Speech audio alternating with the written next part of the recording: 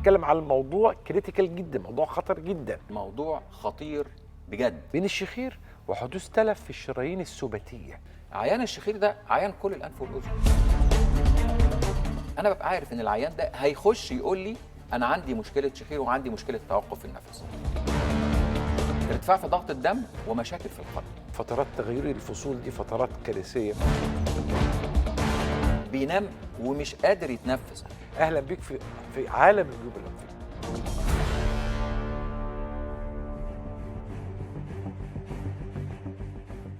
الدكتور هشام إبراهيم، دكتوراه واستشاري الأنف والأذن والحنجرة، دكتوراه واستشاري العلاج بالليزر جامعة القاهرة، زمالة الجمعية العالمية للشخير وأمراض النوم، زمالة الجمعية الأوروبية للشخير وأمراض النوم، أستاذ زائر بمستشفى رويال كير العالمي بالخرطوم.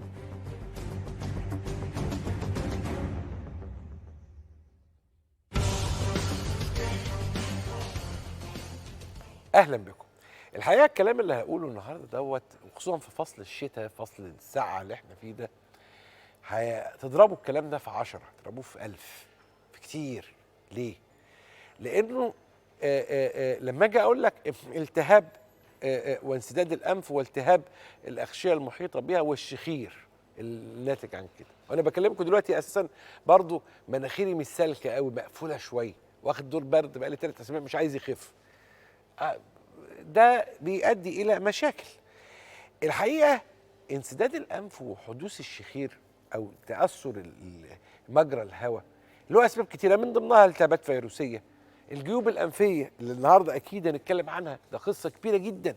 ومرضى الجيوب الانفيه دول مرضى ايه؟ مرضى يعني مزمنين، وقصصهم وادويتهم يعني ادبيه، بيكتبوا مقالات عن معاناتهم. حكايه اللحميات دي كمان والتهاباتها وزياده التهاباتها في فصل الشتاء، وتضخم الزوائد الانفيه واعوجاج الحاجز الانفي.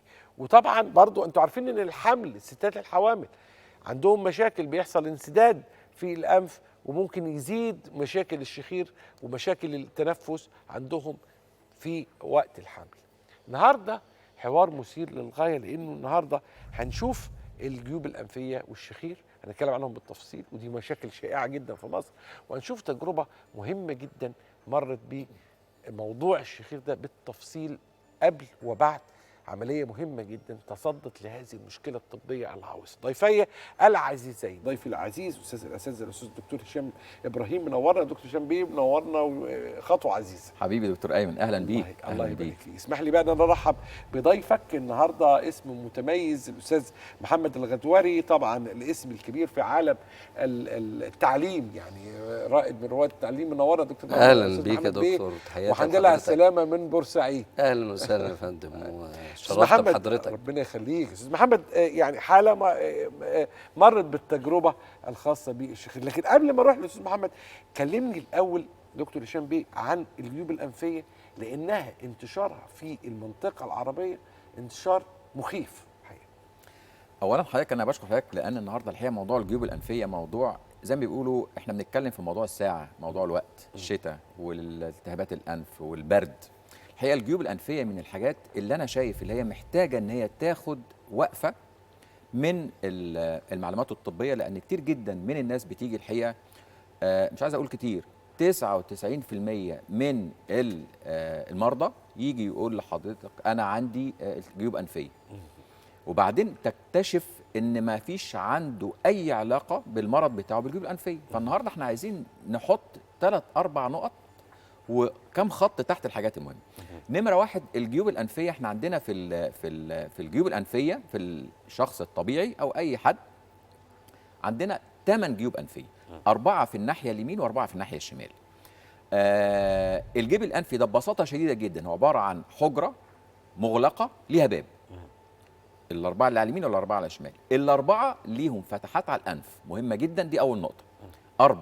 4 جيوب انفيه و4 فتحات على الانف. طيب هو السؤال، الجيب الانفي ده اللي الناس كلها قاعده تقول انا عندي جيب انفيه، فايدته ايه وبيعمل ايه؟ الجيب الانفي ده اول حاجه لازم نعرفها هو عباره عن حجره فيها هواء. سؤال، الهواء ده يعني ايه هواء يعني؟ الهواء ده هو الهواء الطبيعي اللي موجود حوالينا. يعني انا عايز اقول ان ضغط الهواء اللي جوه الجيب الانفي هو ضغط الهواء اللي موجود حوالينا اللي هو دون. تمام كده. عشان كده فتحه الجيب الانفي اللي موجوده في الانف في منتهى الاهميه ان هذا الباب الصغير يبقى مفتوح، لان لو هذا الباب اتقفل هيحصل مشكله جوه الجيب الانفي، يتقفل الضغط يختلف. وهي دي المشكله الكبيره اللي بتحصل لاي حد يجي له دور برد، مناخيره تتقفل لاي سبب ما ويقول لك انا عندي جيوب انفيه. هو السؤال يعني ايه عندك جيوب انفيه؟ يعني عندك التهاب ولا عندك ضغط مختلف ولا عندك التهاب حاد ولا التهاب مزمن؟ هنا الحقيقه دورنا ان احنا نبتدي نقول يعني ايه التهابات الجيوب الانفيه. الاسباب بتاعتها ايه؟ شوف حضرتك، كل اسباب التهابات الجيوب الانفيه نمره واحد وتحتها مليون خط انسداد في الانف، ونحط تحت انسداد الانف كل الاسباب اللي حضرتك عايز تقولها.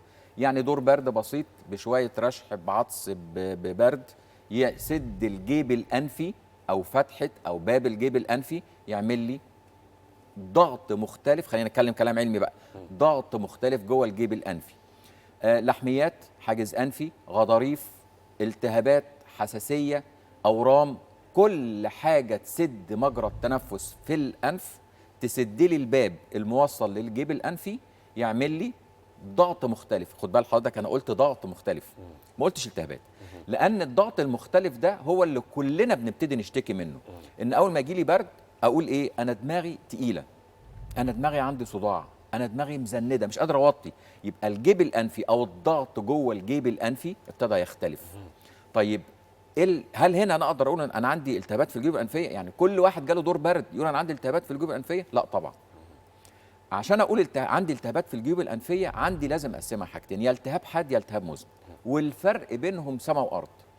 التهاب حاد يعني جالي دور برد ما اتعالجتش منه، اهملت فيه، قعد اسبوع 2، ابتدى الجيب الانفي جوه الباب يتقفل، الضغط يختلف، يحصل شويه ارتشاح والتهابات. بقى هنا ببتدي نقول التهاب اهو، التهاب بسيط وارتشاح جوه الجيب الانفي، يبتدي نقدر نقول عندنا التهاب حاد في الجيب الانفي.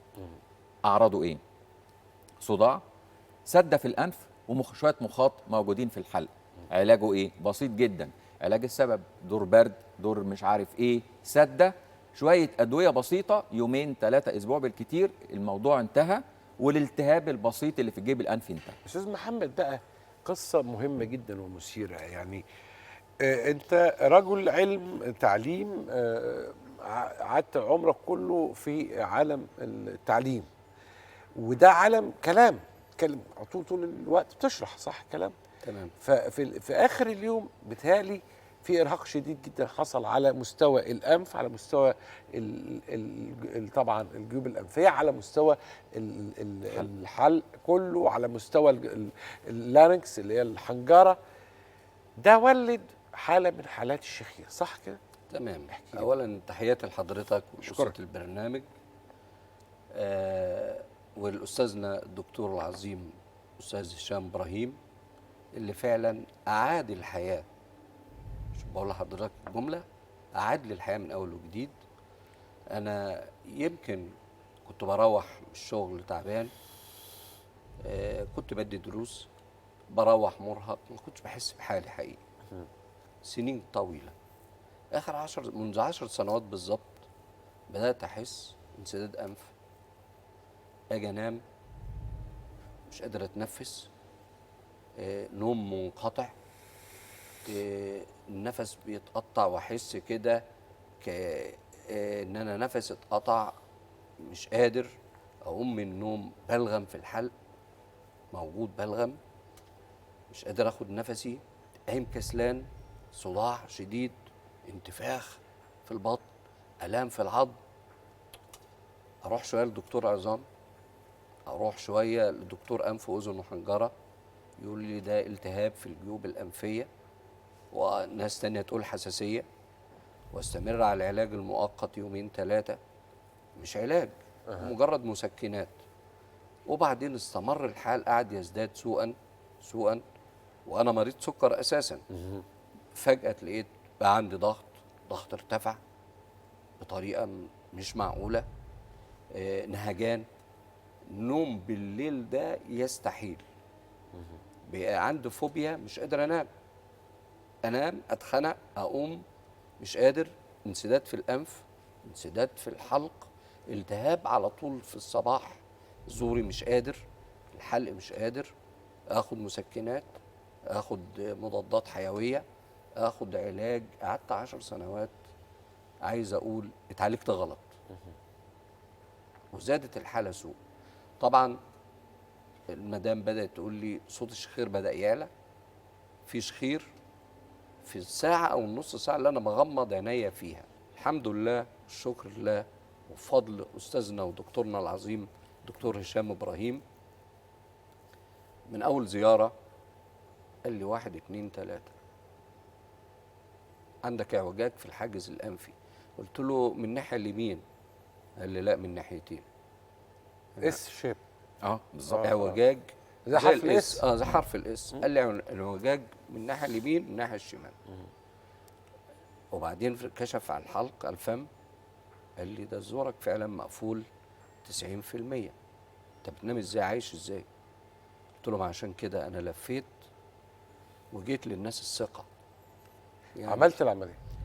هو قال لي طبعا في اعوجاج في الحاجز الانفي، وبعدين في عندك اللوز كمان ملتهبه، وعندك العضلات سقف الحلق في ارتخاء، واللهاه كمان. فطبعا قلت له طب ايه يا دكتور؟ قال لي ثق تماما ان العمليه هتجيب معاك نتيجه. عملت العمليه من شهر. توكلت على الله بالظبط يوم 24/11 للدكتور، وطبعا طمني جدا المقابله والراحه النفسيه، وقال لي ان شاء الله ما تقلقش. ودخلت فعلا ما حسيتش باي شيء، في خلال ساعه زمن او اقل كنت فايق جدا، وقعدت ساعتين وروحت بورسعيد في نفس اليوم. وانا بقالي الوقت شهر بالظبط، هنقول اسبوع، حاسس ان انا طاير، حاسس ان يمكن 80% من الالام راحت. باكل كويس، بنام كويس جدا، كنتش بنام اكتر من ساعه ونص، ما عادش في انقطاع في التنفس، بدات الانف الاتنين يتفتحوا، طبعا الشخير شبه راح خالص، قطاع التنفس تمام، حسيت اني بقيت شاب ورجعت الحياه تاني، بعد ما كنت عايش بقى دور ان انا خرجت على المعاش بقالي سنه وعجزت والكلام ده وخلاص. الحمد لله. فعلا دبت الحياه، والحمد لله والشكر لله والشكر لحضراتكم. ومهما قلت للدكتور هشام من شكر وعرفان، هقول له جزاك الله خيرا، وان شاء الله في ميزان حسناتك اللي بتعمله، والحمد لله رب العالمين. الشخير مظهر، لكن القصه قصه كبيره جدا. ضيفي العزيزين الاستاذ دكتور هشام ابراهيم، نورتني وشرفتني، وطبعا ضيفي العزيز الاستاذ محمد الغدواري، نورت من سلامي طبعا لاهل بورسعيد الكرام الذين نحبهم حبا كبيرا. شكرا وتحياتي لحضرتك وللبرنامج المفيد والمثقف والصادق. اشكرك اشكرك شكرا فعلا يعني اشكرك. خليكم دايما مع الناس الحلوه. انه في ناس كتير قوي اسنانها بتتكسر في الرياضه او في حادثه وبيطنشوا، وخصوصا لما تكون السنان في الخلف. يعني السنان اللي في الخلف دي مسار تطنيش كبير جدا في الاهتمام وفي الزراعه وفي التجميل. لسه المسميات دي كلها يعني كونفيوزد عند الناس متصوره ان الطربوش دوت حاجه بتركب في كل الاوضاع. لا، الفينير حاجه، الطربوش حاجه، الزراعه حاجه. ما ينفعش الناس تربط الشغل الايديال بتايم، الشغل المظبوط ما تربطوش بتايم. ومش معنى كلامي ان احنا هنقعد نشتغل 5 6 7 ساعات، بس معنى كلامي ان ما تقوليش 10 دقايق فلان بيزرع في 10 دقايق، لا يمكن.